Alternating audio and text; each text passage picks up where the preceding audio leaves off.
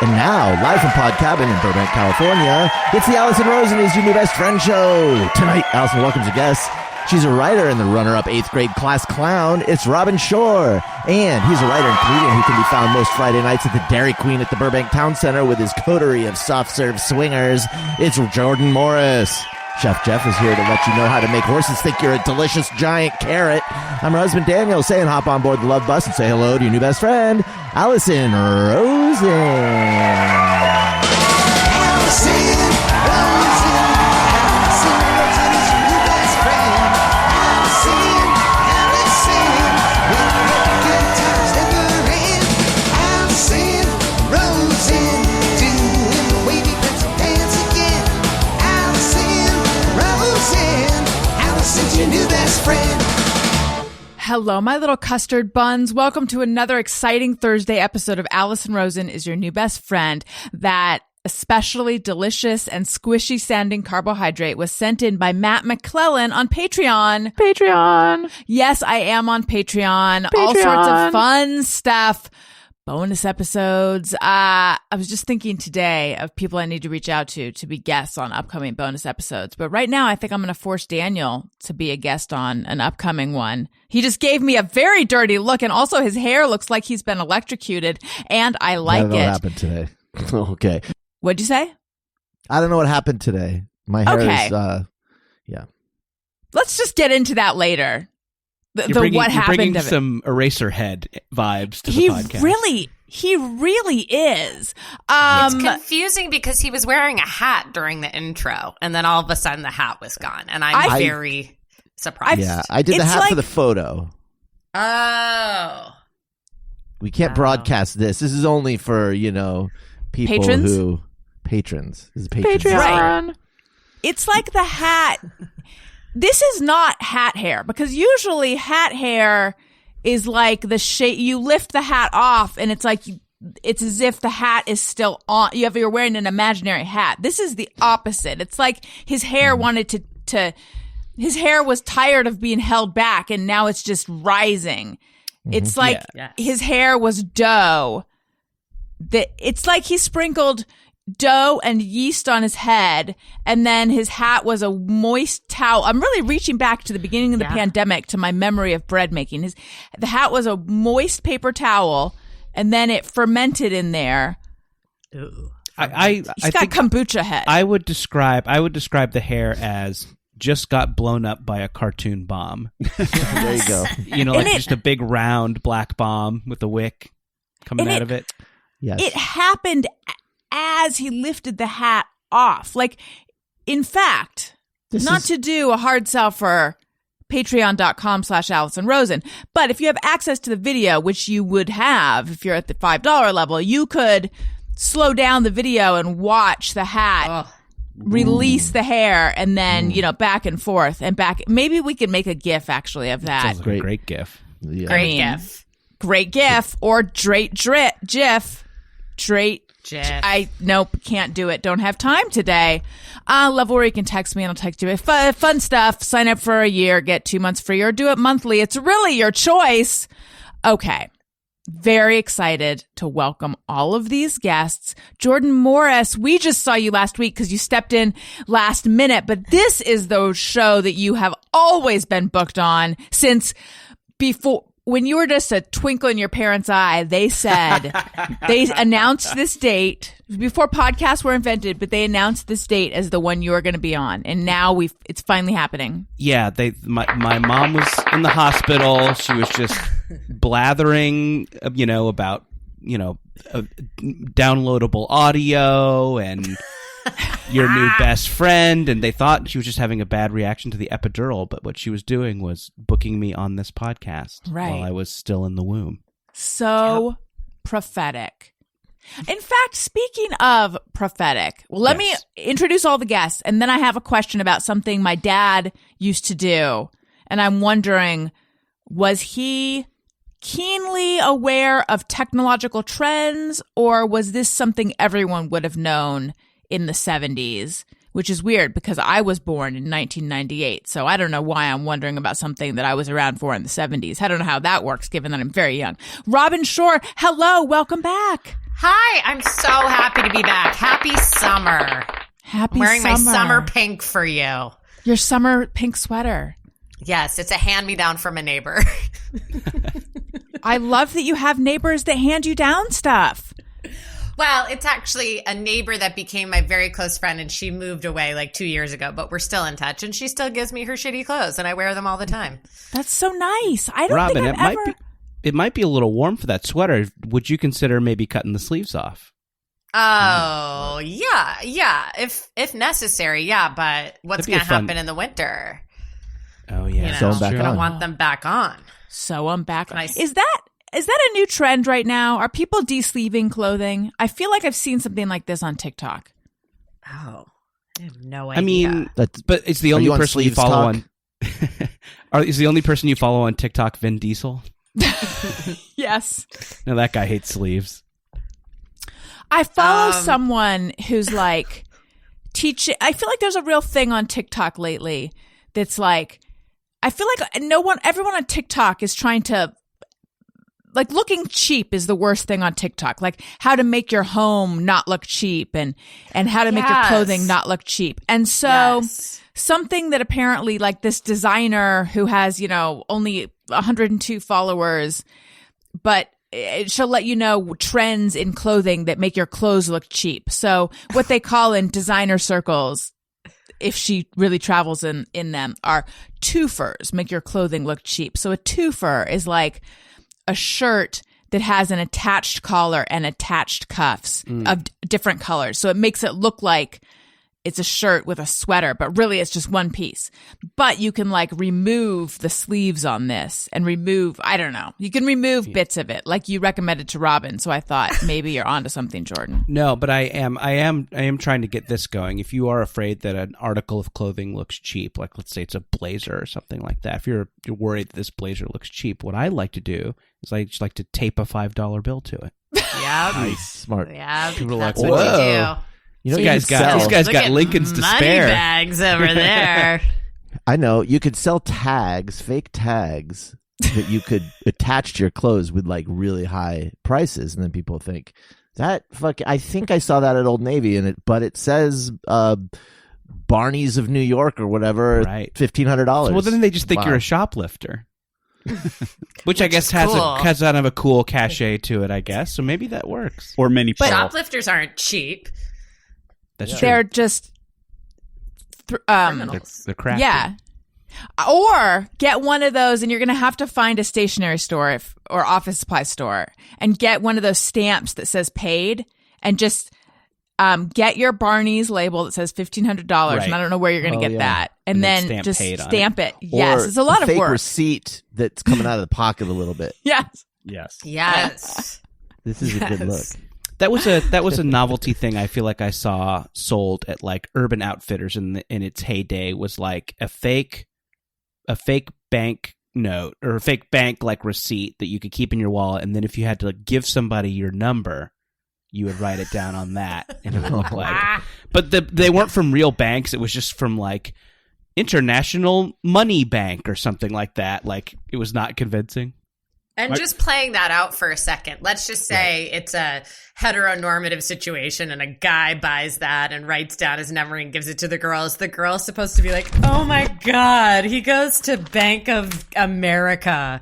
I'm so turned on. Yeah. Look at Oh my this God, receipt. he has a bank account. Nice. Oh, But it would have the amount he has, right? Yeah, the idea is that it would show your balance. that is a bridge too far for me. Right. There were practical joke lottery tickets where you scratchers years ago that said you won $10,000. And I remember, speaking of neighbors, my friend's neighbor gave them to everyone. And the drummer in my band, it was his neighbor, scratched it off and was so excited, thinking that we all thought it was like big. This was back in actual landline days where we all talked on the phone. I remember these a lot. novelty scratchers. So he called us all that day. You guys, I won $10,000. He was so like, it That's was mean. big news. This was big news in Costa Mesa. And we were all so excited because he was so excited. Then it turned out to just be a practical joke. And I remember thinking, It's like I didn't have a lot to occupy I wasn't into any reality shows at this time. I don't recall there being a lot of reality shows at this time. Bravo Again, I'm very was young. still showing operas. And inside the actor studio. Yeah. Funny how Bravo's pivot's funny, huh? If you think about it, what they originally showed. History Channel It too. is. Oh yeah, Fine art. It was a fine arts programmed channel. Mm-hmm. I remember thinking this was a sadistic joke.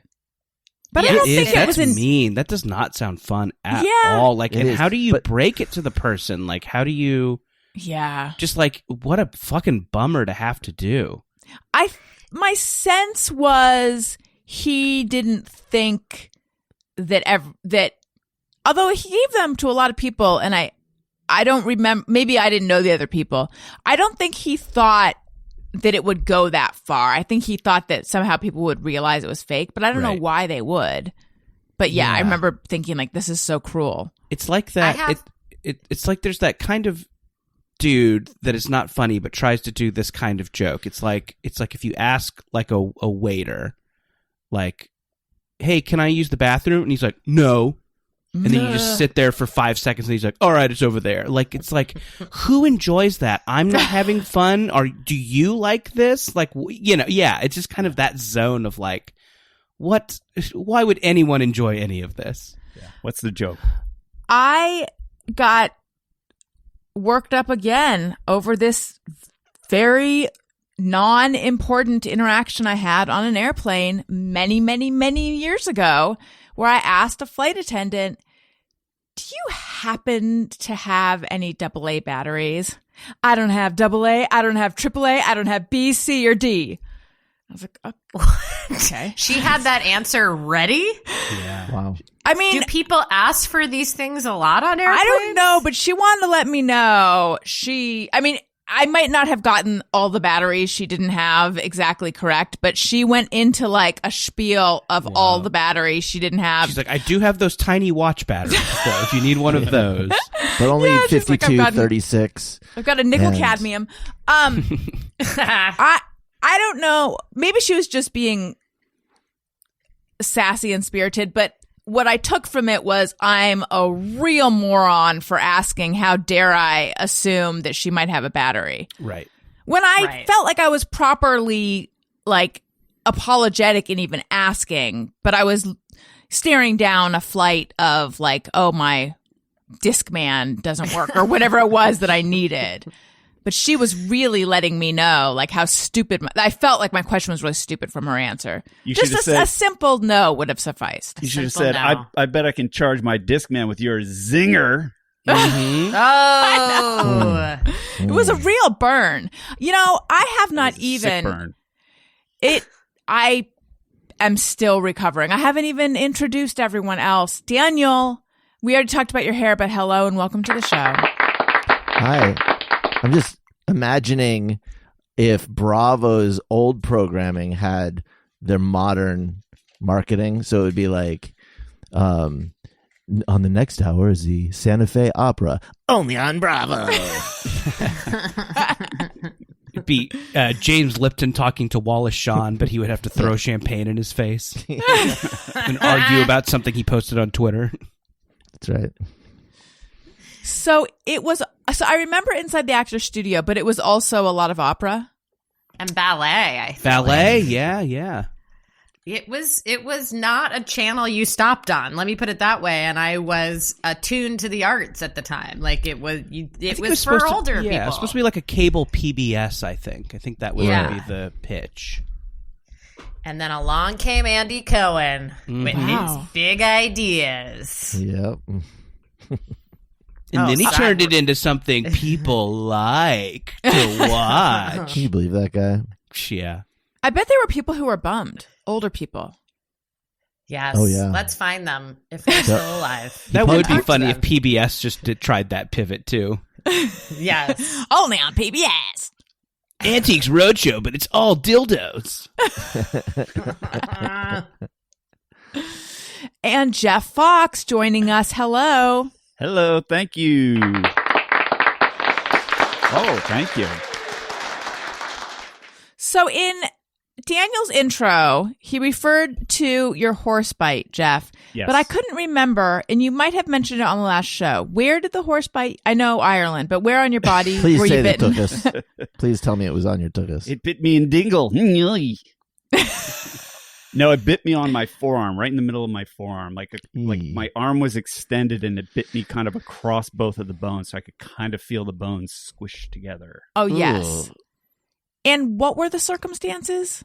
I was at a petting zoo / prehistoric kind of site that happened to be in the same thing. And to his credit, the guy that ran the place, by which I mean the farmer that we pay to feed his animals for some reason, he said, beware of that yearling. He'll bite you. He's ornery. And I stayed away from him because when we were feeding the sheep and the goats and pigs, he came over and wanted food and was very aggressive about it. So I was kind of pivoting away from him, and he just kind of came around behind me and snuck up on me and went jump on my arm. Jeez. Yeah. Now, are you concerned that when there's a full moon, you'll turn into a werehorse? Yes. Or a horse wolf. Yeah. There's a full moon and we just hear echoing across the moors. Oh my God, it's the Yeah. werehorse. I just get a craving for sugar cubes, carrots, and molasses. It's really strange. Just want to kick people who sneak up behind me. Exactly. But yeah, it hurt a lot. But I did meet another horse on the trip that was super nice. He was my BFF. Aw. Yeah. Was that after? And because I think I would be like, I don't know that I trust your kind anymore after the first one. No, I mean, I know horses pretty well. That's why I felt dumb, because I felt like he got me. But he for real like snuck up on me. He tried to get me a couple times and I was too fast for him, and then he snuck up behind me. But if I'd seen him, I would have known what he was up to. But he fully snuck up on me. But this other horse, clearly, I was riding my bike and he was right next to the bike path, and he snorted at me as I came up, which is a friendly thing. And then he was kind of tilting his head at me, and I scratched his head, and he was really into it and was like leaning on me while I scratched his head. Oh, So yeah, he was definitely friendly. is that? I ask as someone, since you know horses, I only know them from my horse phase. As a I young think I person. do, but then I got bit by one. So what do I know? I feel like that's unusual for a horse to be aggressive in that way. Yeah, if I mean, you're just like not doing anything.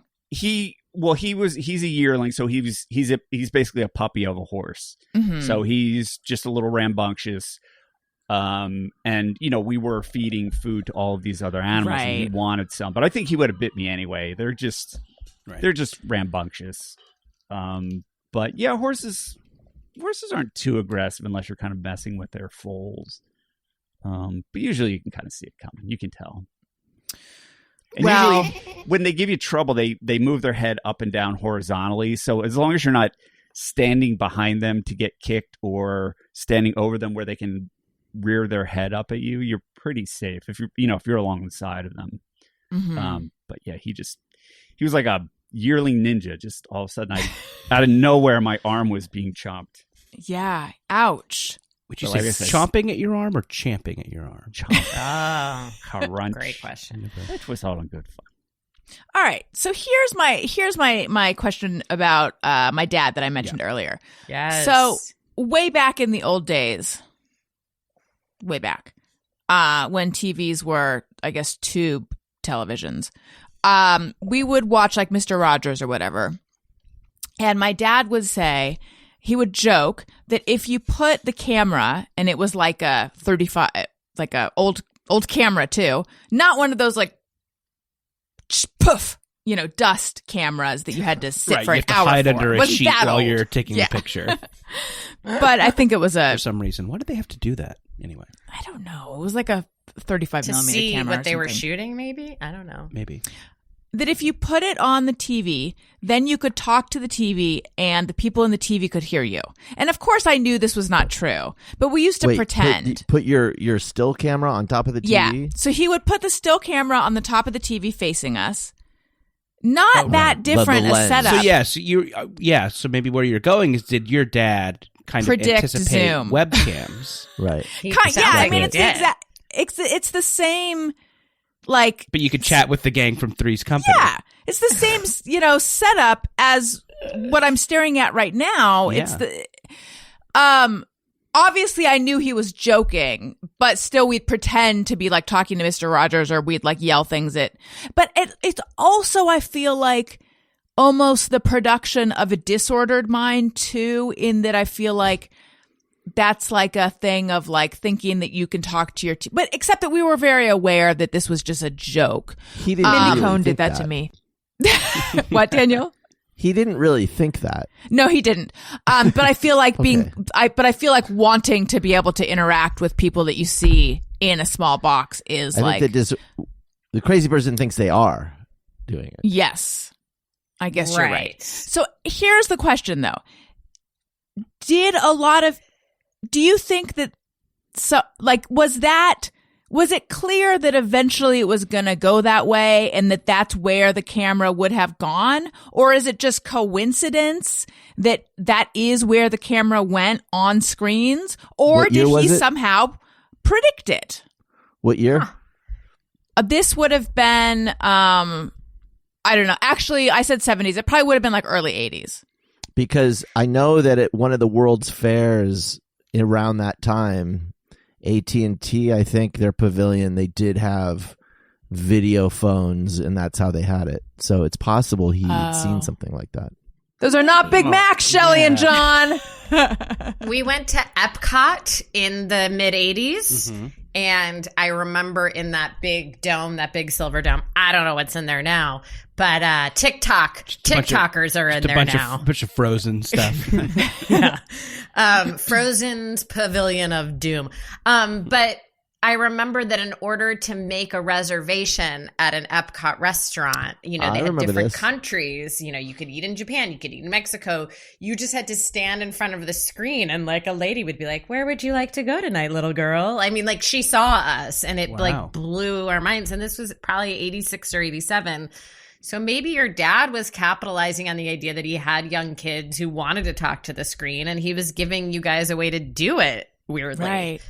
Yeah, I should ask him. But if your dad was anything like my dad, he was reading Wired magazine. He was trying to figure out, because like at that time, like there was so much new stuff, and I think a lot of the dads were like, I gotta go to Circuit City. I gotta find out what they're selling. Dads love Circuit City. They love The Good Guys. Radio Shack back in those days. Radio Shack. Yeah, great place for That's dads. where dads went to be like, I can't handle my life. I'm going to Radio Shack. I'm going to the place that none of my family will want to come. Exactly. They respect me at Radio Shack. They call me sir. Yes. When I ask for something that I want, they give it to me. Radio Shack. I mean, eventually we did get one of those big screen TVs where you pull out the cabinet and it has the 3 lights. Oh yeah, sure. But this was not to brag, but this was before that. This was just setting the camera on just the box. He's a visionary. Just accept the fact that your father is a visionary. He might be. I don't know. That's kind of crazy. I think it might be time for Yes Please or Oh Puhleeze, where yes, please, that's right. Give me some of that. Oh, please. That's much crap.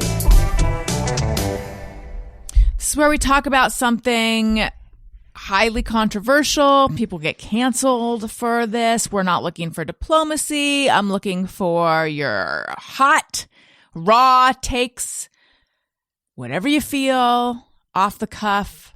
Like we were on the couch with Andy Cohen himself. That's right. Aha. That's right. Okay. So now this one is controversial. People have strong feelings about it. White chocolate. Have we not done white chocolate before? I don't think we have. Maybe we have. Love it.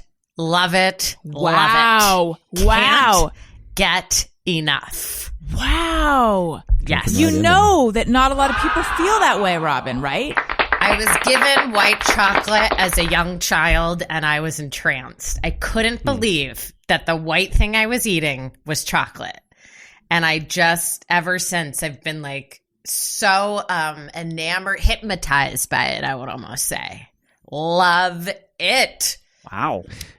It's not technically chocolate. Uh-oh. It's not technically chocolate. What is it? Wow. Cream cheese. Wow. Is it cream cheese? It's the cocoa butter that is squeezed out of the chocolate. So in the what is process it of making then? chocolate. It's marketing to It's make us it's think like oil. chocolate. It's like the oil that comes out of the chocolate. So it's oil? So we should call it white oil white then? oil. Well, I think most white chocolate you buy isn't actually technically even white chocolate. Like I think it's a lot of the white. I know. Sorry. I feel like I'm being annoying. Listen, I know I'm being Daniel, annoying. here's No, the it's okay. issue. You It's know what okay. it's not, but you don't know what it is. And that's the information Cocoa- we need. Cocoa butter. When you look at your white chocolate, you got to see if it's got actual cocoa butter. Am I right about this? I'm pretty sure No. I'm right. I But think some you're- of it is then? like like It's very expensive, I Ghirardelli or they Ghirardelli don't- GIF. I think Ghirardelli white chocolate does have cocoa butter in it, but some white chocolate I think Daniel is right. Most It mass pains me to market say that. is not actually white chocolate. So the Trader Joe's white chocolate celebration bar that I get, it's like a little birthday cake of white chocolate. That's might not be. real white chocolate. It might be though. It might be. It might Sorry, be. Robin, it's time to grow up. Things There's are no really Santa delicate Claus. in my life. I That's don't know not if I white can handle chocolate. This is the segment where you tell me things you love and I shit on it. You know, this reminds me of a party. I didn't go to it in San Francisco, but my friend threw a party in San Francisco where you had to make a food, but it had to look like not the food that it was. So an example would be like you were serving hot dogs, but it's like that cake thing. It was really a cake? cake. Yeah, they were early Yeah. to the is it cake It was phenomenon. that's right. It was an analog is it cake, but it was just like, oh, look, I'm going to eat a dumpling. Just kidding. It's escargot. What did you make? I didn't go to this party. I just heard about it and I wanted all the details. And apparently it was a very innovative group of people. it sounds like molecular gastronomy. Yeah. Before it had that name. I really fucking with food. like white chocolate, and this is the time when I like it the most. When it is like shaved into those little curls and put on top of something. Oh, You yeah. That's know who right. does this great? The Cheesecake Factory. The Yes. Cheesecake Factory will shave off a little bit of white chocolate and kind of drizzle it over the top of another dessert. That to me is ideal. I agree. Anne Marie Callender's used to do that with their Oh, chocolate yeah? truffle cake. Yes, they used to have white chocolate shavings. That's the shavings. That's the word I'm looking for. I love I love it. Yes. Yes. It's a great accent. I love it Yes. shaved. I love no drama. More funny friendly. According White to chocolate. the internet, it was invented in Very discreet. 1937, and it was originally called Gallic, Galak, which is a delicious sounding name that I think they should have stuck with. More Gallic money. Gallic is something you go to like an ENT for. Yeah. Sounds like a kind Yeah. of cough that you My would get. baby's sick. I think he has Gallic. Right. All right, so we've got 2 likes, 2 loves, a like and a love, 2 loves. Daniel? Yeah, I like it. Although, like I said, I don't love a lot of there'll be like a candy bar that you'll get from Hershey's or something. It'll be like white chocolate, and then it's like artificial tasting, and you're like, oh, it's not. It's just. So you got to be careful with it. I don't mean to be snobby about this one, but I do think there's a difference between actual white chocolate and then Maybe the gap. Maybe what you're saying is the gap is wider between something you get at the. it's one of those supermarket things and- where I don't know if there's actually a difference or if I learned about it and then I know the difference and then I feel like I can taste the difference. I don't know if I'm really tasting the difference though. Well, Do you know what I mean? What? Try it out. I think you'll like it. Yeah. But yes, I like it. I didn't expect that from you Mm. because I Expect feel the like unexpected today. yeah, I Yeah. feel It's like summer. what's really good it's is- summer. Anything's possible. Yeah, all bets are off. We're gonna rip the sleeves off Especially- our sweaters. Get ready for this. I even like the white chocolate mocha at Starbucks. At the fancy Starbucks that used to be over on that we used to live by over on La Brea. Oh yeah. Yes. Do you miss that? Do you miss the Starbucks Reserve not having it so close? I do. And they have There's one like on different Hillhurst. versions. There's one in Los Feliz. It's a little far for us. Yeah. They had different versions of all the drinks there, and their white chocolate mocha was better. Daniel had a Starbucks Reserve wife, and somehow Yes, I I did. destroyed their relationship, but I can't remember why. You moved me away from her to get me away from her. That's what I did. I put distance between them. But Daniel, but you feel that white chocolate is very inferior to other chocolates, right? Like milk and dark. I don't. What? No. Who did I marry? Then who's the guy that I'm married to who feels that way? I don't think it's inferior. I just think it's different. It's not chocolate. Whoa. But it's good. I like it. I like a That good white chocolate that macadamia just hit really cookie. hard. Oh It yeah, did. that's a great white That's a chocolate great cookie. delivery system. Well, Absolutely. of course. You're that is Everyone, you have to be a real silly person to not like that. I know. It's like I really like it. I don't. It's just not technically. I don't think it's technically chocolate, right? Whatever. Jeff, Like it So doesn't next you're matter. going to be telling me that my White Diamonds perfume isn't really made out of white diamonds? What? Elizabeth Taylor, you owe me $45. No, but it does smell like diamonds. True. And weren't those commercials just the best? I just believed. If you haven't seen the Elizabeth Taylor White Diamonds commercial, just give it a YouTube and look at the most glamorous woman in the world selling you a glamorous perfume. I think Oh my that God. after we hear Jeff's feelings, I actually think after we finish talking about white chocolate, we might need to hear the White Diamonds perfume commercial. Someone tweeted out an old perfume ad from the 80s. It was for like Charlie. Is that? Oh, was yeah, that Charlie it? Girl. Oh my God. Yes. And this ad, I probably watched it 5 or 6 times because I was just trying to figure out who is the woman that this is trying to appeal to. Like, if you're thinking from the marketing point of view, like, who is the person who sees this and goes, I need to smell like what this ad is? And it was like I was looking at a foreign, like an alien culture. It was. Is it like it's a woman in like a boxy yellow blazer with shoulder pads, and she's But like there's tan like a and whole walking, like right? show tunes element to it, and she's comes off a cruise, and she's like, yeah. I think you're thinking And of it's- Jean Naté. Are you thinking of Jean Naté? I think it's Guys, Charlie. Here. Now, Charlie might have been yellow. Jean Naté was Maybe very you're right. yellow, and it was Kathy Lee Gifford, I think was a Jean Naté girl. But Charlie was definitely in the 70s and 80s, and I don't remember the commercial, but it used to just go, Charlie! So I think it was just like a horny lady. And if I can... I found it. If I can expand on this for one quick second, I have an Yes, please. encyclopedic knowledge of the 70s sitcom What's Happening. Very formative in my life. And Shirley Hemphill, who played the waitress, also named Shirley, there was one episode where she got or was gifted a bottle of Charlie perfume, and she kept, her whole storyline was her spraying it and walking into it and screaming, Charlie! Because she was like ready to mate. She was ready. She was on the hunt. So maybe that's who it was made for. Shirley Hemphill. The horny waitress. We have a market of exactly one person. Shirley Hemphill. Daniel, you found the commercial you're saying. I just texted it to you. To me. Oh. Okay. Yeah. Send it So to wait, me. should I text it to Jeff? Yeah, do whatever you do. Well, Do I've that never thing you done do. this before. Well, All I right. guess I can put it in the chat. I don't know. Technology. Jeff, what's our best bet here? Daniel, send me the link in the chat. Should we all point our photo cameras at the video?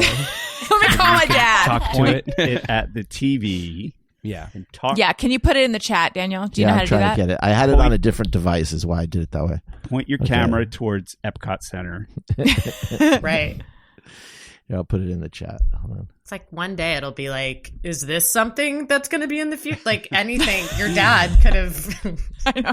There, he could have gone so many. I have I think I have a statement about the 80s that I would like to make, but I think this commercial will support it. I just want to tease that now. Ooh, All right. excited. This looks like Cheryl Ladd in this commercial, but go ahead. It might be. But for all the completists out there, just know that there's 2 chocolate opinions that we need to get to. Oh yeah. Okay. Yes. And an 80s opinion. I'm gonna Yes. I'm gonna chamber this. This is evergreen. We can finish the chocolate thing, but I would like to get some reactions to this statement about the 80s at some point. Okay. All right. Here's the commercial since we're on Okay. this. Stand by. There's a fragrance that's here today, and they call it Charlie. A different fragrance that thinks your way, yeah, they call it Charlie. Kinda young, kinda now, Charlie. Kinda free, kinda wow, Melt for May. Charlie. Kind of fragrance that's gonna stay, and it's here now, Charlie. Ba-doo-ba-doo-doo-doo-doo-doo. Now the world belongs to Charlie by Revlon. Oh my god. Oh yeah, that's definitely not the yellow one I'm thinking of. I want to smell like that. I want to put a little Yes. dab behind my ears. I maybe want to spritz a little on my balls. I'll be perfectly Yeah. honest with you. I'll have what he's having. Mhm. And I think, I'll have isn't what she wearing- Charlie's having, Yes. which sounds she's like a wearing good time. Spangly. That's right. She's wearing a spangly dress. Wow. She's got caught up to someone playing the piano, I think, or something. There's boating happening. I have got to see this commercial. Voting. Yeah, no, it was Mel Torme at the piano, the Velvet Fog. Mel Torme. Ugh. Beautiful. He sounds like he had fun doing it. He's like, I want to do the Charlie ad. Are you kidding? Give it to me. That was my Mel Torme. All right, I'm so Wait, tempted was to watch that this right ad- now, but I'm not ladies, going to. is that ad second wave feminism? I don't know the waves. I Depends don't on how know the either. ad feels about sex workers, I think. Okay. Right. Something to do with. That ad was directed by Bella Abzug. Fun fact. Oh, Oh. wow. Was wondering. And is how there, that like, Not. a That was a blonde woman? joke. It might. Oh. I'm not funny. I didn't know whether to laugh or not, for the record. So Bella You might Abzug be. is my go-to hilarious feminist. okay, Jeff, white chocolate. Let's have it. I like it fine, but I'm a chocolate guy. Like chocolate has always been my thing. It always will be my thing. It will always be my number one choice. I love it. So I like white chocolate, but chocolate. Are you a dark choice. or a milk guy? I've become a dark chocolate guy in old age. Middle age has I've become the elder statesman of chocolate, moved into dark chocolate. So yeah, I'm a little more dark chocolate now, just because there's just a little less sweet. But if it's good milk chocolate, I like it. If it's just kind of junky, waxy milk chocolate, I'm not too interested. Well, I am like Robin. I really like, dare I say, love white chocolate. And I didn't expect this to be such a white chocolate friendly crowd. Look, this is Yes Please or Oh Puhleeze is a segment where I court controversy. I'm sorry. Yeah, I Dip- should have had a hotter take. I apologize. I'm a bad no, it's guest. okay. It's okay. I'm gonna yell but at this my is, mom for booking me. It's right, but I like to play with fire with this segment, and I just expected generally I find that people are unkind to white chocolate, so I was going to just knock everyone's socks off with how much I like it, but then it turns out that everyone here has the proper opinion. I think I was first introduced to it, but we're really going back to my childhood a lot in this episode. My mom made white chocolate mousse, perhaps for her bridge group. I don't know. It was like some fancy thing she made, and she bought a brick of white chocolate or white chocolate pieces, I don't know, from the grocery store. It was the first time I'd ever tasted it. And like Robin, I was like, I can't believe this is white, but it tastes like chocolate. And then I thought it was so good, probably because it's a little sweeter than chocolate. Did you dunk it in Crystal Pepsi? No, not yet. Sounds like the ultimate. I can't believe what I'm tasting combination. I know. The only thing that I don't prefer in white chocolate is I had a white around Halloween. There was a white chocolate Reese's peanut butter cup. Yeah, that's not great. That was surprisingly tough. not good. Oh yeah. Yeah. I don't know. Don't mess with the Reese's. Just But I think don't. that In general, that falls into the category of not actually even really white chocolate. Yeah, that was just a white coating. Peanut butter with a white coat. See, that's like, what are those? Is it Abba Zaba that aren't that good? Abba, yeah. Yeah. Well, there you go. All right. I think now we might need to hear Do you have the White Diamonds commercial, Jeff? Yes. I'm going to. Okay. Stand by. Listen to the difference in luxury. I feel like this is a visual too, but here we go.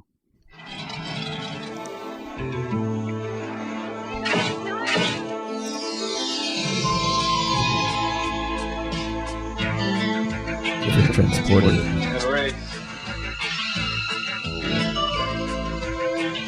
Not so fast, Tom Ryan. These have always brought me luck. White Diamonds, the intriguing fragrance from Elizabeth Taylor. Intriguing. I feel like the 80s were trying to turn all working ladies into, and I don't mean like, sex workers, into women who would date 007 or something. Sure. Yeah, like lady spies. Was that what every woman aspired to be? I think this dovetails well into my theory. And this is exactly what I've been thinking of as this vibe. Okay. Was the sexuality of the 80s upsetting and disgusting? Say There's more. a whole, Or maybe not yes. disgusting, maybe terrifying is the just- word. I feel like it was Yeah. very athletic. And sweaty. It's sweaty, and it was yes. front and center. And by the way, Karina Longworth just released a whole podcast season about erotic 80s. So this is exactly where I'm absolutely listening to that series. It's called You Must Remember This. It's a podcast about old Hollywood, and she's doing like the sexy movies of the 80s, like your Fatal Attractions and your Postman Always Rings Twice. And I'm kind of What about your like About Last Night? Is that in there? They have not done About Last Night yet. Because that was quite a randy movie. What was based on a play? What were do you remember some of the more sensual bits of that movie? There was a wet spot and someone had to sleep in it. Okay. But no, not really. I just remember that mention The my Big Easy? mom... What? Jordan, did you mention The Big Easy? What was the movie you mentioned? Oh, let's see. What have they done? Fatal Attraction, Body Heat. Porky's. Porky's, yeah. There's a big Porky's thing. The Porky's thing, the Porky's episode, it was just like, oh my God. Yeah, it was like, it's like, oh yeah, this thing was terrible. This was really bad. Anyway, so it really makes the sexuality of the 80s seem like really, really gross. And I kind of remember being a kid and like that feeling of being simultaneously grossed out and turned on when the stuff would pop up on cable or whatever. It's very like, it was a very steamy hot tub kind of hairy sexuality, and I feel like it was the transition from 60s Hugh Hefner sexuality to like Bob Guccione sexuality. Right. And a great example of it is if you ever watched Buck Rogers, the TV series, the kind of things that are supposed to come off as sexy in that show are just so like, they're just so sweaty and hairy and just, it's just gross. It's just everything is like, so you were doing cocaine when you made this. Okay. Yeah. Okay. Yeah. I think my memory of the 80s, like what was considered sexy, like the 70s was what I consider more hairy.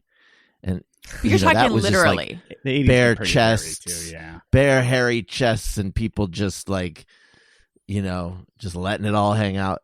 And that's just around your house.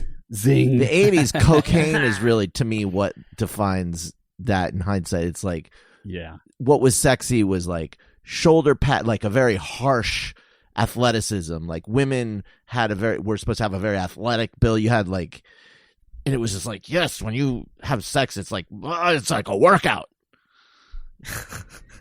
Well, it's what I strive for, right, honey? You check your Fitbit immediately afterwards to see how many lot of calories steps. you Closes his rings. We march around the bed. We're gonna do 20 laps around the bed. Mm-hmm. The first time I ever saw people burpees. having sex ever was on a airplane. I don't know how old it was whenever Down and Out in Beverly Hills came out, because it opens with a scene with Richard Dreyfuss having sex with the housekeeper. And Yes. I was just like, what are they doing? And this was on a plane. Like, it wasn't edited out. And so Every movie had it just sex scenes. Every It movie to. had boobs. Every movie had sex scenes. It was just front and center all the time. In my memory. No movies have sex Yes. scenes anymore. I just remember being freaked out by that 80s movie. There was that sex scene where it was like the man and woman were like eating a piece of spaghetti in an alley, and then they came close to each other, and then their mouths met, and just Yeah, over the top. I saw that on a plane too. I was just very embarrassed. imagine how like Parents. jarring a sex scene in a Marvel movie would be. Oh god. Oh my god. Do you wonder? I wonder if they've tried. I wonder if there's like strict no sex, in the Marvel Bible. I bet there is. I bet there's some. I don't know that they need to put it in the Bible. I feel like they understand. Yeah. Well, and our movies are like a death sentence now. Like if your movie has an R rating, right. you're just cutting your gross by a third. So nobody wants to do it anymore. I have a question But though, Jordan. You mentioned remembering that feeling of being like simultaneously grossed out and turned on. And I'm just wondering, do you think that's specific to the kind of movies that we're talking about, or is that just the feeling of being that age and kind of like discovering sexuality? Because that's what I kind of remember is the sort of being simultaneously like repulsed but also fascinated by this whole world of sexuality. Yeah, and obviously, like I'm offering a peek at some baggage when I'm saying this stuff. But yeah, I guess maybe what I'm getting at is that like none of this stuff that we're talking about made sex seem fun. It was always like forbidden desires, your darkest forbidden desires. Like, it's this kind of thing that like in the shadows, underneath the corporate blazers, there are lacy things that no one must see. Like that to me, that vibe is the sexuality of the 80s. Like the voice, like the vibe of that Elizabeth Taylor thing is like when the fog rolls in and everyone is asleep, the beasts must come forth and do their beastly dance. It's like that. Like a very Dungeons and Dragons vibe.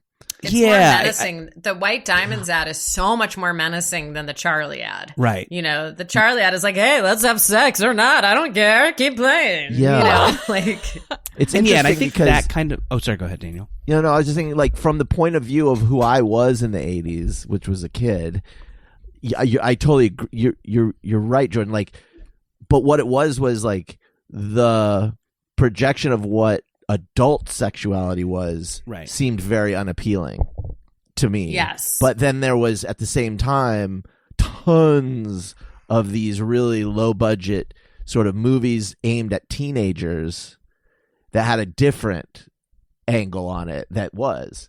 So it was like, all those Spring Break and all that kind of shit. Like, yeah, sure. Maybe that's the other side of the coin. But those movies, the adult stuff seemed like seedy and just sweaty and just like what's appealing about what's sexy about any of that? You're gonna get your pet bunny's gonna get killed and. Oh no! Yeah, it was just like I think, but it was like it's like the Coke thing. It's just like a sweaty 3:30 a.m. like just everyone's It's not like you're on a ski trip with a bunch of cute girls. But that was like the fantasy, though, is like that you would go on a ski trip and like that. Those movies were selling you the idea that if you went on a ski trip, you'd get to have tons of sex. And then if you're me and you went on a ski trip or some equivalent, you'd be like, is everybody having sex? Because I'm not, It just created this weird, I don't know if pressure is the right word, but it just created a world in which like that was what I thought was happening. Or, I always think of like that movie. I don't know if it was called My Private Tutor or My Private Chauffeur or something, where it was just like a young guy has to get a tutor and she's really hot. And then like every time I had to get like a math tutor, like I was always so thrown when it wasn't like a hot guy, I was like, this isn't how it was in that movie. They kissed and fooled around and that's how this should be. I had a crush on every not gross older man in my life. I think I had a crush on. it's insane when I look back on it. And every time I left the house, basically, I was like, most likely I could meet someone and fall in love. And I know, Daniel, you were convinced you were going to run into Ali Sheedy in the airport, right? Mm-hmm. Your love. I was traveling I believe I was going from Connecticut to Tucson with a stopover in Chicago. And I was about 90% sure that I was going to run into Ali Sheedy in the airport. And I was ready. How old were you? Probably 12, maybe younger, maybe 11. And listen, I mean, it's been a lot of years since then, but Ali, your loss. Look at my balls. That's what I was going to say. I was going to say, hey, Ali. Yeah. Oh, they can suck my nuts. I mean, I remember if this is going to really age me, but I had a Top Gun poster on my wall, and me and my friend Laura, we used to kiss not each other, we used to kiss the Top Gun poster because we loved Tom Cruise so much. And then, I went and saw Top Gun Maverick this weekend, and I was right back in there, but I didn't feel the same kind of sexual chemistry that I felt I had with him as a 12-year-old, Do you think is part of it just growing up, or is part of it just like knowing about, the Tom Cruise of it all? I think it's both, but I think, there's been, yes, I think it's both. I think growing up and you're like, oh, maybe Tom Cruise isn't my type anymore. Maybe I should take that on this poster. And then also, I think it was the famous couch jump that all of us, I don't think pre-couch jump, I was hot for him still. But he was more intriguing to me before he jumped on that couch. I'll tell you that much. Yeah. I had Michael Jackson pictures all over my walls, and I used to kiss those. And also, and when I think back on like the level of practically origami that was involved in this, I had tiny little pieces of paper that I would tape on his eyes and cover them when I would change clothes. Oh my God. Yeah. That's incredible. And I remember an adult telling me that they heard he was gay. And I remember being kind of crestfallen by that. And I forget if I've mentioned this on the show or not. And because I when I got older, I thought to myself two things. One, were there already rumors of him liking kids at that point? And was this a soft peddling of that? Or Michael two, J. Fox? No, I said Michael Jackson. Oh. Why was I thinking Michael J. Fox? Okay. Because spread that rumor. Because many people also like Michael J. Fox, but and two, like, why tell me that? It wasn't like I needed to get over my crush on Michael Jackson, right? Right. Thanks for that dose of reality, person who told me that.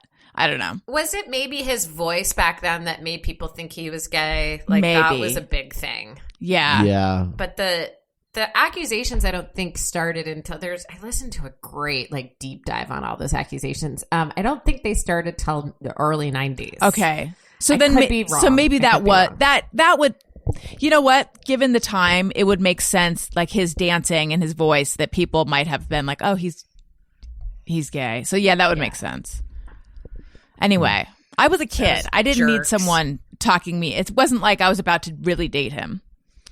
Do you put little? Do you Says tape? You don't know. Do you tape little pieces of paper over Daniel's eyes when you change?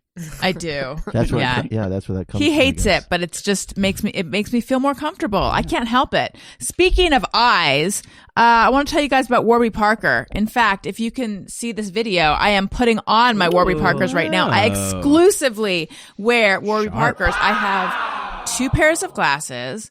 And they are both Warby Parkers. Warby Parker offers everything you need for happier eyes: eyeglasses, sunglasses, contact lenses, and eye exams. And you can shop with them online or in stores. Glasses start at $95, including prescription lenses. Try Warby Parker's free home try-on program. Order 5 pairs of glasses to try at home for free. There's no obligation to buy. Ships free and includes a prepaid return shipping label. Try 5 pairs of glasses at home for free at warbyparker.com/bestfriend. I don't know. And Daniel also exclusively wears, we're a real Warby Parker family. I love Warby Parkers. He is putting his on right now. Those are his Warby Parker prescription sunglasses, but his regular, seeing glasses, sunglasses are also Warby Parkers. I love the home try on thing. They make it so easy. You go online, take a quiz, you choose 5 different frames that you want to try. They send them to you. You try them on. You can take pictures with them. You can, ask the opinions of people via They also via have photo. a super cool virtual try on that actually is really good. Yeah, but also the home one. There's virtual, but then there's also the home one, so you can actually like put them on your face, and then you send them back, and then you choose which one you want. It's super great, and they have great customer service, and all around, I just I'm a big Warby Parker fan. So again, try 5 pairs of glasses at home for free at warbyparker.com/bestfriend. And then I also want to tell you guys about Bombas. Bombas's mission is simple. Make the most comfortable clothes ever and match every item sold with an equal item donated. So when you buy Bombas, you're also giving to someone in need. I love Bombas because they're all about comfort. I hate itchy tags and those scratchy seams in the neckline, and Bombas solves that problem for me. They designed their socks, shirts, and underwear to be the clothes you can't wait to put on every day. Everything they make is soft, seamless, tagless, and has a luxuriously cozy feel. They're made from super soft materials like merino wool, Pima cotton, and even cashmere, which makes them the perfect cozy layer. There's a pair of Bombas socks for everything you do. I particularly like their no-show socks, which are... They don't show, but they stay on. They're super comfy. And then also I like their ankle Bombas has ruined all my other socks because they're just so like perfectly engineered. They hug your feet. They're super comfortable. They're my favorite socks. And their t-shirts are made with thoughtful design features. They're super soft. Everything is very comfortable. And did you know that socks, underwear, and t-shirts are the 3 most requested clothing items at homeless shelters? That's why Bombas donates one for every item you buy.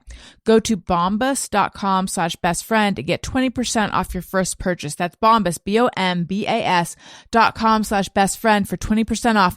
Bombas.com/bestfriend. Okay.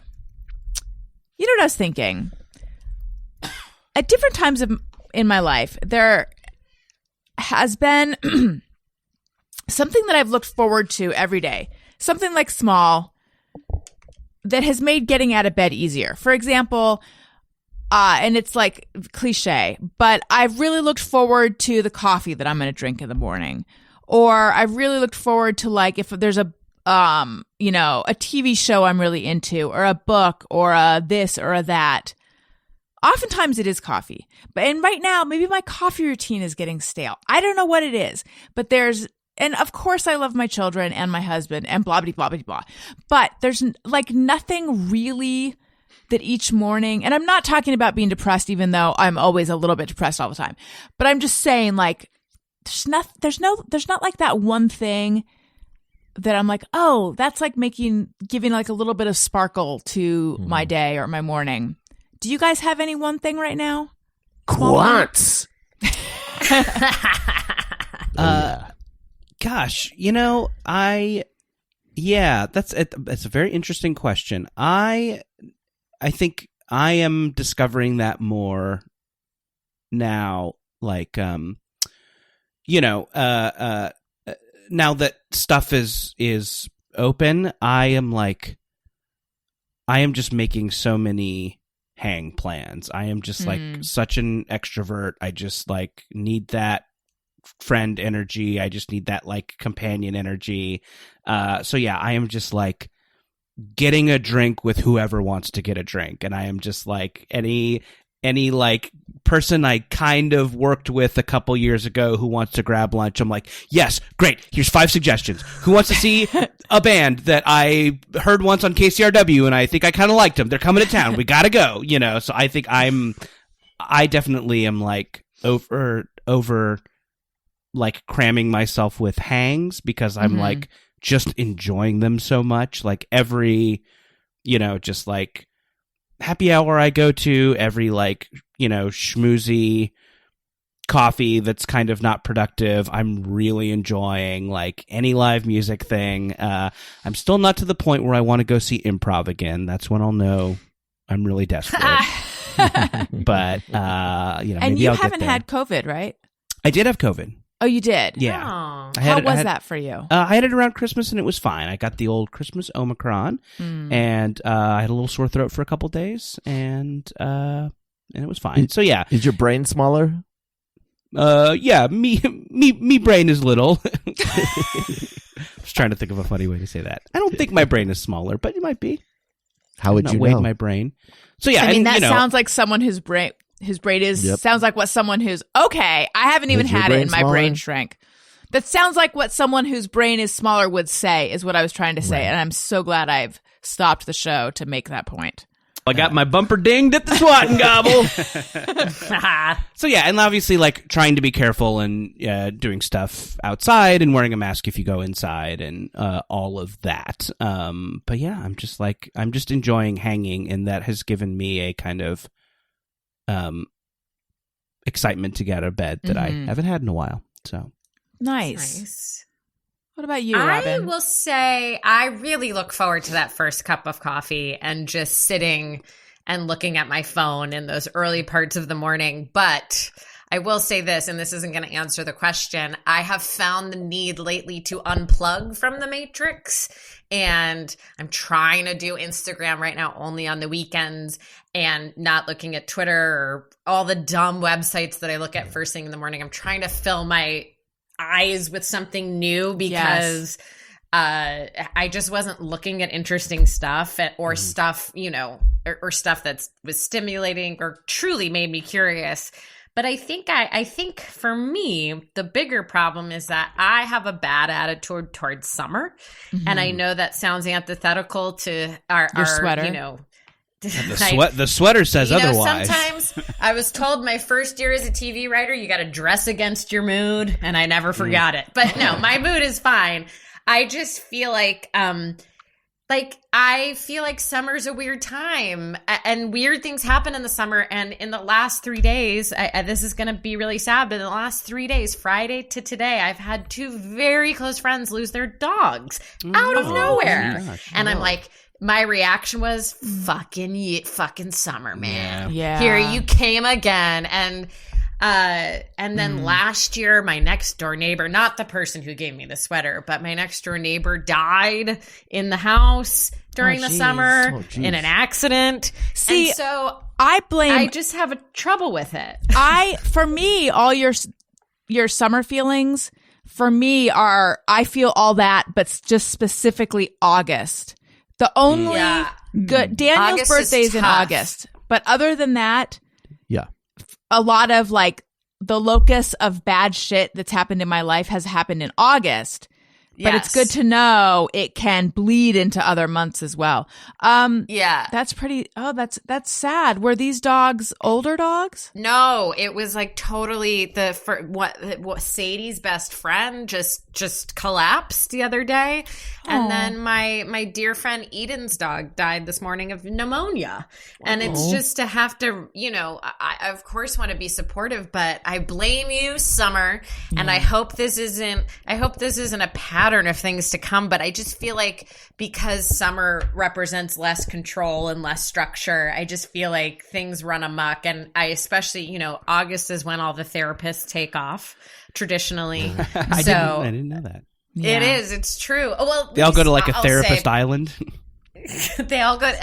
I could say this. It may not still be a thing, but it used to be a thing that like bad stuff would happen in the summers when the therapist took the month off, or in August, That may not still be the case, though, with our BetterHelps and whatnot.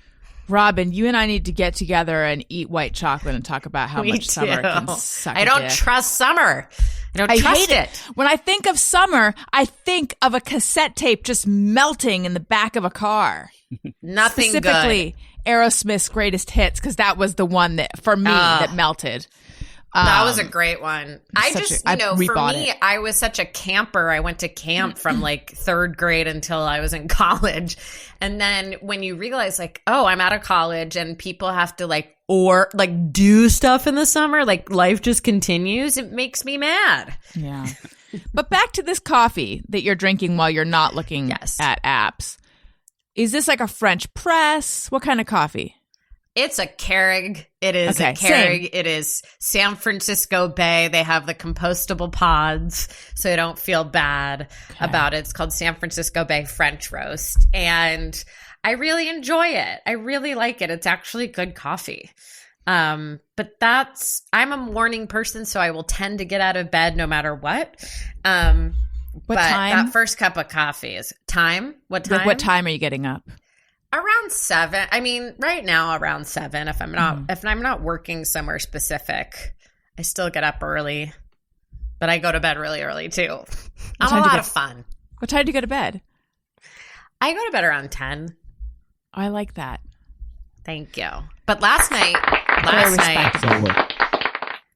we went to the Hollywood Forever Cemetery to see The Wizard of Oz because it was Judy Garland's 100th birthday. Oh, cool. That ended at 11:15, and then we had to watch the Tony Awards, so we were up really late last night, and it ruined my day today. Are you familiar with the plays that were nominated? Because I feel like if you're not in New York, it's so hard to know. Well, weirdly, they did a run of the one that won for best play was called the Lehman Trilogy, and it was out here I saw great. People posting about that. It was great, and my neighbor Adam was actually the star of it, which was crazy. And then the musical that won best musical is called A Strange Loop, and we happened to be in New York for Memorial Day weekend, and we happened to get last minute tickets, so we were just like really invested in A Strange Loop. Was that great? So we. It's just incredible, and the music stays in a loop in your head. So I was happy to see that show win. A Strange Loop?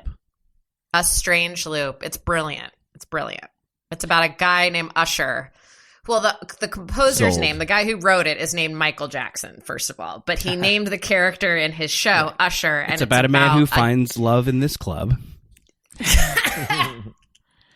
It's about a guy named Usher who's a Broadway usher at the Lion King, who's writing a musical about a Broadway usher at the Lion King, who's writing. It's like a loop, right? And it's so amazing, and it's an incredible show. If you're curious at all, give it a Google, give it a Googs. I am curious. I also need to see Everything Everywhere All at Once. Oh, yeah. Yes, I haven't seen it either. It's great. Jeff, I feel like Jordan has. I have. Jordan, seen have it. you? It's great. Yeah. Is it as good as I feel everyone like Jeff says? has too. Have you seen it, Jeff? I have not. Oh, yeah. I pegged you to it. There's a little bit. I will say it starts out with a little bit of bad comedy. It starts out with some comedy where I was watching them, and I was kind of late to the game. You know, I was late to it. It had been the greatest thing everybody had ever seen for a couple weeks before I made it out to see it. And it starts out, and it has a little bit of bad comedy up top to where I'm like, oh God, I can't be the guy who doesn't like this. I can't, I don't need this. I'm enjoying hanging out too much. If I'm the guy who doesn't like this movie that everyone likes, I'm going to be, so I was worried. I was kind of like sitting there gripping like, but that bad comedy is very brief, and there's a lot of good comedy in it, and it is terrific. Once the sci-fi stuff kind of kicks off and it starts getting cuckoo, it's really terrific. I really like it, and I do not think people have been overhyping it. It's great. Okay. Thank you for the warning. Yeah. Jeff. Yeah. Is there anything you look forward to every day? Yes, similar thing. I've been drinking a lot of tea lately, so I have a couple of teas that I'm really liking, so I always look forward to them in the morning, and then just waking up with my new-ish cat, Big Louie, and he's a good guy, but he's been really opening up and warming up a lot, and he's very silly and predictable, and I just look forward to the wacky things he's going to do when we wake up in the morning. It's always funny, and then he just kind of trots out in the kitchen and waits for me to come out and get my morning started and just play with him a little bit, and it's just always fun. I look forward to that. Oh, that's very sweet. Yeah, he's a good guy. Daniel, what about you? I know you're Mr. Matcha now. I don't really look forward to it or anything. We know what his hair looks like when he wakes up in the morning. Pretty much. Daniel has been running in his sleep. Ooh. It's the weirdest Great thing. exercise. So I'll be in Just trying to bed. get those steps in. Trying to close those loops. I know. I gotta close those loops. There's been a few times where I'm in bed and I'm A few? very or one. what? What'd you A say? few times or one time. No, it's been more than once. I was going to say I'm very particular about how my covers are. No, yeah, I'm very particular about how my covers are. I just like everything I like to be tucked in like up to my mouth. I like everything really like bunched up around me. If I get in bed and I pull up the blankets and they only come up to like below my shoulders, I have to remake the bed or no can do. So I like everything up scrunched around me. So I felt something like kind of creating stress and pressure in the sheets, like not really pulling them down, but kind of pulling them. And I was like, is Daniel stretching out his foot? But it feels like he's like stretching and kind of like flexing it. Like, what is going on? But I was just like really tired, so I didn't look. And then finally I did look, and his feet were running. Like Flintstone style. That's amazing. That is awesome. And it Like made a me dog realize when I running in their felt sleep. this before, that is what's been happening. Just going to get some giant ribs. I mean, who knows? Yeah, they're going to tip over the car. It was weird because I'm like, there's so much movement for just flexing. It's so strange. But you have no memory of this. Why would I was asleep, honey. Well, I don't know. Were you having like a could have had Sonic the dream. Hedgehog dream? Yeah, exactly. I don't know. I have no idea. But no regrets. # no regrets. So what you're saying is, though you've switched from coffee to matcha, you don't look forward to it. It's just a thing you do. No. I mean, I've talked it's to all right. I feel like I have. There's two things going on with all of the people in my life. One, they're all switching from coffee to matcha, and two, they're all doing mushrooms. So, are they microdosing? I think so. Yeah, a lot I of know people. people who are doing this as well. Right? No, why? Is Why are anyone they here doing microdosing? No, I'd love to. No, but I was curious. given a Rolo of mushrooms or whatever, and I think that's the microdose. It's sitting on my good. counter And you're right. So you could and- microdose at any minute. right now, but You I could just start- have you been could- staring at it. I don't know what to do with it. Yeah. You have to be. I don't want to just like be on a podcast while microdosing. I We don't want know. that. The listener by wants the way, that. Jordan. The person who gave me the Rolo is in my extended family and gave it to me when we were at my in-laws' house. And she was like, "Girl, let's do this now." And I was like, "I can't imagine anything worse." No, I'm Right. not. Yeah, She's like, I'm rolling, with I'm you. rolling. And I was like, oh my God. I'm with you on the white chocolate. I'm with you on Why this do they do decision. it, and what does it do for you? Why are they? What's the benefit? Psilocybin. I guess it's supposed to make you feel happy. I don't really know. There's Yeah, tons of I books think on people it. do use it to treat depression and anxiety and stuff like that. And So, yeah. supposedly it's supposed to so Fitzsimmons does it, although, and Oh, really? he had, yeah. That It's tracks, supposed to, I guess, with what I It know tracks about him. for me He too, seems yeah. like supposed to, he battles depression. So it's supposed to be for that, but it's also supposed to like make you feel more creative and more opened Yeah. up and stuff like that. I've done mushrooms in my life, but it's been very, they always say set and setting. And I still think even with, look, I know nothing about microdosing, but I would want to be in the right set and setting for that at least the first time so I could understand what to expect. Well, isn't the idea with microdosing though? It's not like the full experience, so you're still under Right. control. Right. Yeah. I've only done little teeny bits of mushrooms, like at music festivals or whatever, and it's only because I'm like scared to hallucinate. I'm like the idea of it is really scary to me. Much like the sexuality of the 80s, it terrifies me. But I've only had these little nibbles, and it just kind of made me feel stoned, and I've kind of enjoyed it. But I'm a little scared to go beyond that. I've done mushrooms a couple times. I never really hallucinated. Yeah. So just to give you some sort of sense of okay. And I've never even done a little nibble of mushrooms, but I'm so curious about it. Maybe a Rolo is what I need. It was the cover of LA Magazine a couple months ago of like all the moms in LA are doing mushrooms, and I was given the Rolo by Where do they LA get mom. it? Do they have a dealer or is it legal? I don't know. That's Isn't it such a illegal? good question. I don't know. See, Greg said that it was like it's pills and it's legal, but then I Googled and I found that in Canada, like you can order it in Canada and they send it to Canada, but I don't know where in the US. My girlfriend can bring it down from Canada when she comes to visit next. Now, is this a girlfriend that no one's ever seen? Yeah, but she's totally like happy to help you. But she's like, just because she's like super busy with like modeling. Modeling, yeah. Modeling. How'd you guys meet? On a modeling message board.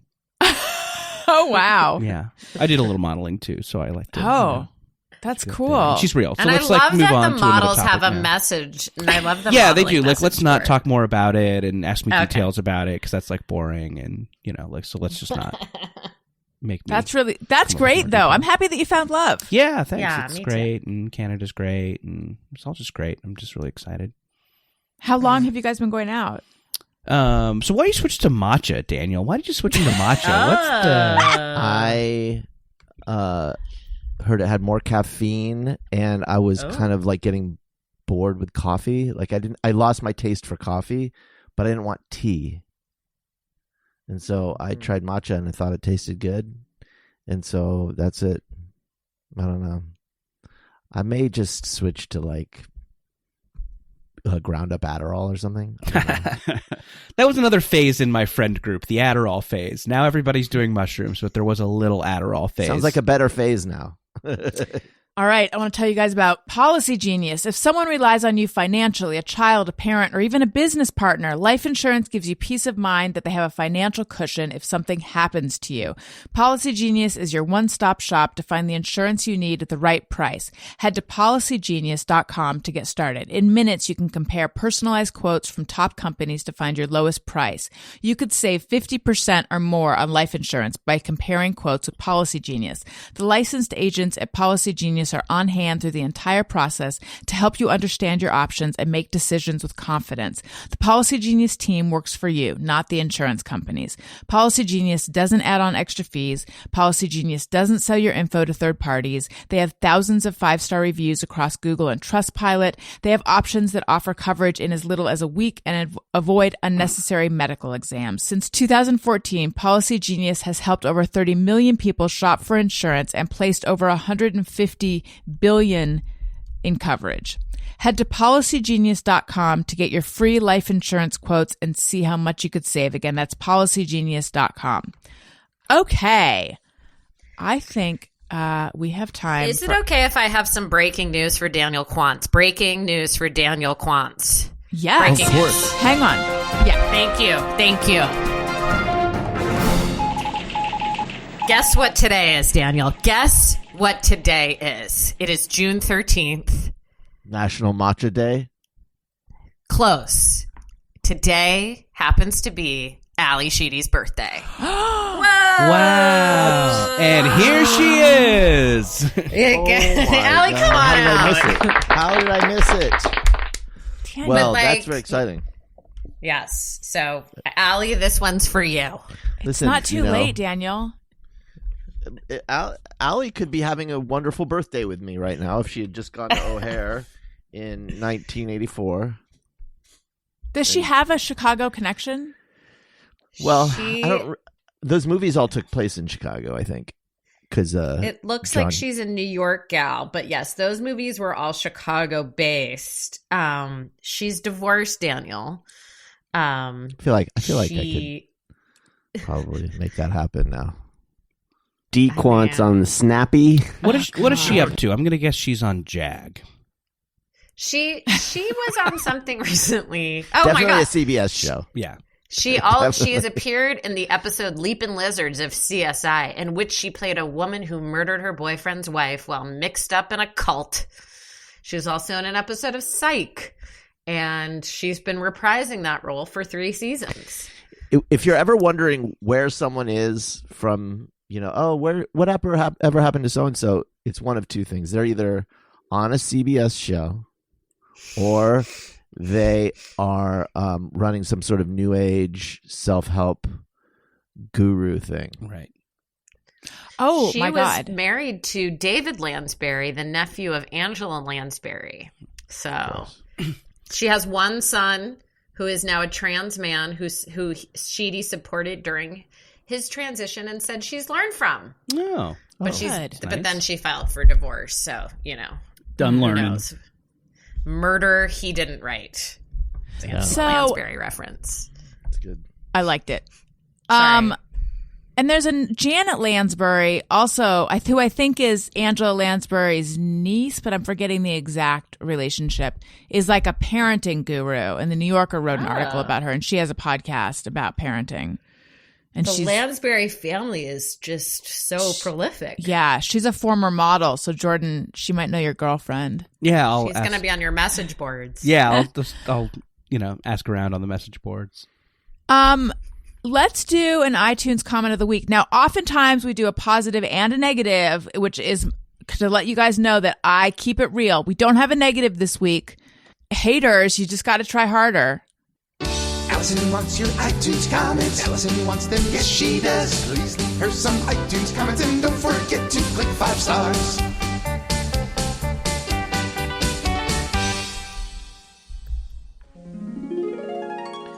Is this a haiku? It's a haiku. Oh, well, see, because you cut off the you sent this to me, but you cut off the I know, I pulled them up on my phone where I can't see the full the title. headline. So it just says a more descriptive hi I feel like it probably said a more descriptive haiku. from Callie Lilly. Focus odd that's right. Focus odd feces. Famously hates still water. You are what you eat. I like that one. It's powerful. Beautiful. There's a backstory here, which I shared on the show. Daniel, were you on the podcast where you heard my personalized haiku? No. Did you know that someone wrote a haiku for me at a party? I'll just make this Yes. real fast. Yes. This retread. Was anyone on this?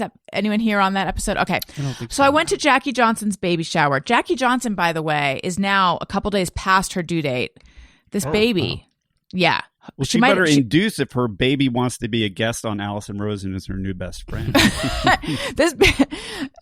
Yeah. So anyway, they had, it was like a really cool idea. They had a couple hipsters with old-fashioned typewriters, and I was like, what's going on over there? I think I've had this done at another event. Yes. Okay. Not a haiku, but yes, I've done the personalized poem by the man in the bowler hat. Yes. Right. So the way it works is they write you a personalized haiku. Mm-hmm. So I for some reason was like hesitant to go over there, but then this guy Tony Rodriguez, who's a comedian who's very funny, like he and I got up the nerve to go over there together, and they thought we were a couple, but we weren't. We're like, no, we're just teamed up together to come over here. And so you tell them a word and you chat with them, and then they write your haiku. So as soon as we sat down, all of a sudden there was like a kind of a commotion inside, and it was like, everyone go inside, because they were going to like cut the cake and make speeches and stuff like that. So the woman said to me, like, are you comfortable just telling me a word and then I'll write the haiku? And I was thinking, well, not really, because you haven't even gotten a chance to know me. How can you write me a haiku? How personalized is it going to be? This is just some random haiku. Granted, who cares?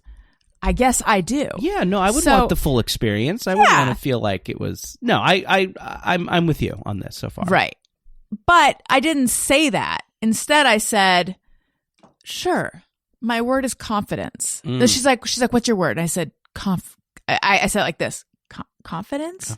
And then as I stood up, I said, okay, so by the way, I have 2 kids and I host 3 podcasts. And then I walked away. And then I came back to get my haiku. And here's what it is. Again, very inventive.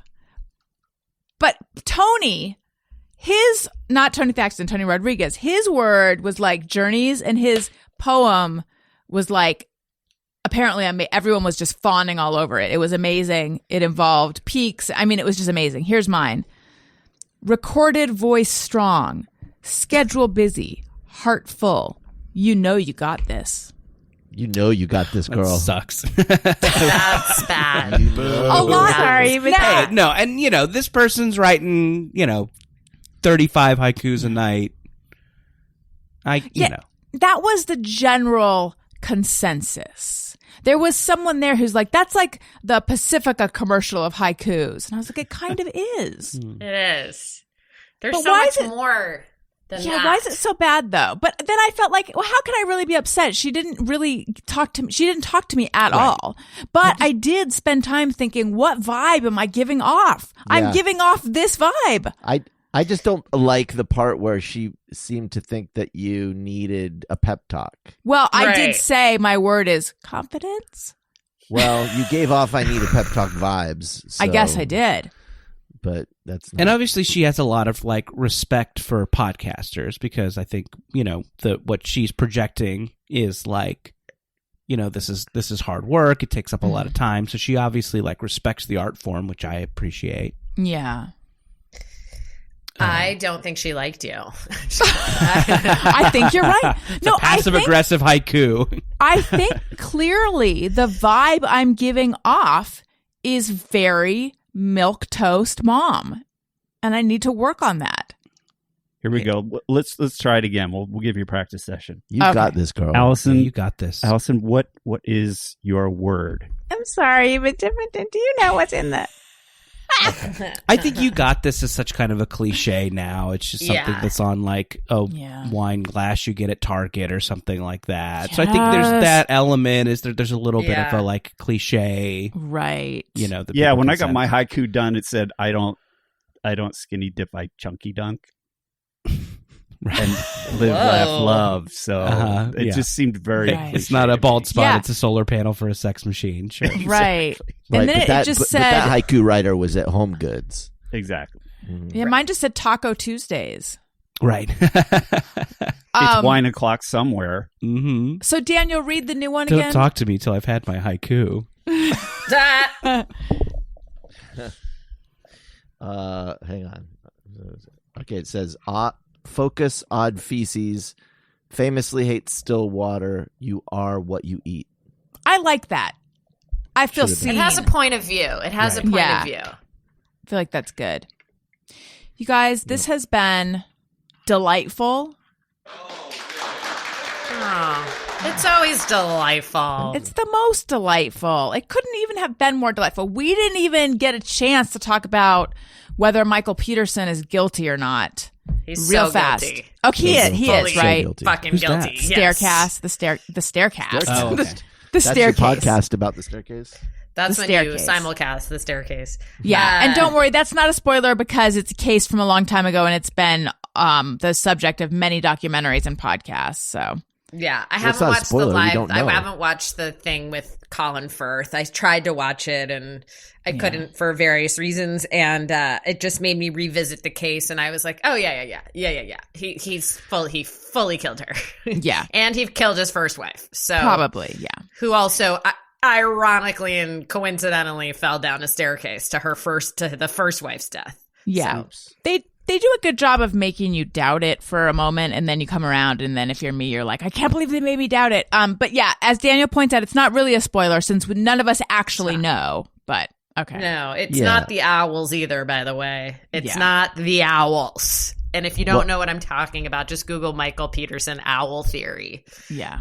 I think that the HBO show hides the ball a bit because there's a ton of evidence that they do not talk Right. about that is pretty damning evidence. Yeah. Look at my balls. So what's the best way? Because I know that this is like a true crime phenomenon. Yeah. Watch the Netflix. Watch the Netflix what's the best way to doc. experience this? Okay. Just go back to the first Netflix doc, because then they made a few more installations more recently. But then in order to understand the new installations, you might want to watch how it started. So maybe watching the dramatized HBO one isn't a good place to start. That's where I started. And, well, actually, I don't know. I haven't seen the Netflix one. Yeah, maybe the Netflix one is better. I enjoyed the HBO one. It's just the Netflix is a pure documentary. Right. And he'd let these people live in his house. So it's really very intimate. But it does make you doubt things. And it really plays with your mind. But then revisiting it as I was about to watch the HBO thing, I was like, oh, right. Based on all the true crime podcasts I've listened to since I watched the documentary, he fully killed her. There's no question. Yeah. Is that usually the outcome with true crime stuff, is that the person that you kind of think did it usually did it? Has there ever been one that's been a huge surprise, or there been a big twist? Oh, God. There's a murderer in my house. I don't know if you heard that. What a twist. That's the twist we've been looking for. Well, Paradise Michael Peterson. Paradise Lost. I think the kids, those kids were innocent. Yes. Those kids were innocent, and the murderer was surprising. I just can't remember who the murderer was. It was a stepdad of one of those boys. I sound like I host a murder podcast, and I don't. It all really scares me, actually. But for some reason, I could digest the documentary of the staircase quite well. It went down like white chocolate. I would say this about the choice. The Paradise Lost documentary probably has more evidence in it, but the HBO show has Juliette Binoche in it. Daniel loves her.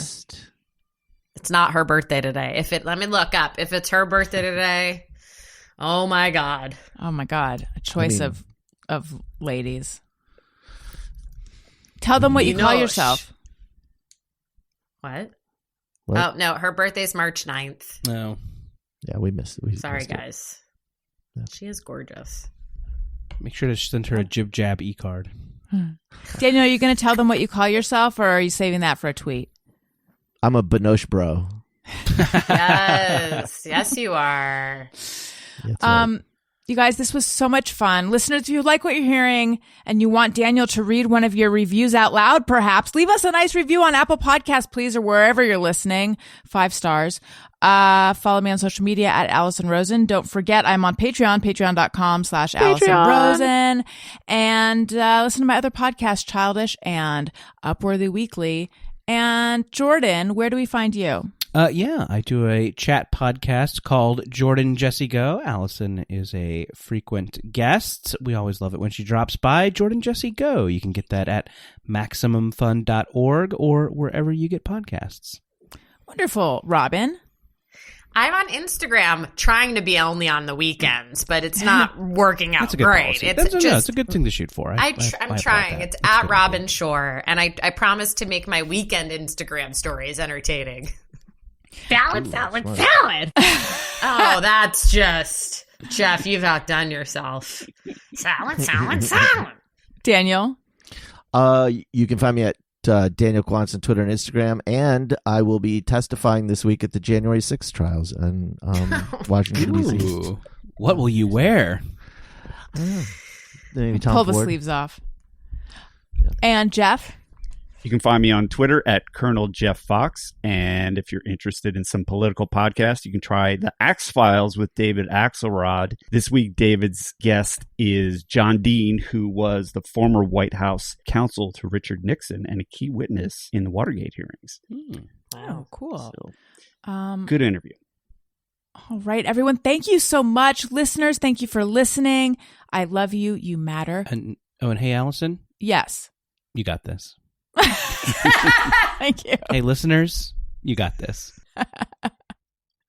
Hey, do you know about the Allison Rosen Show?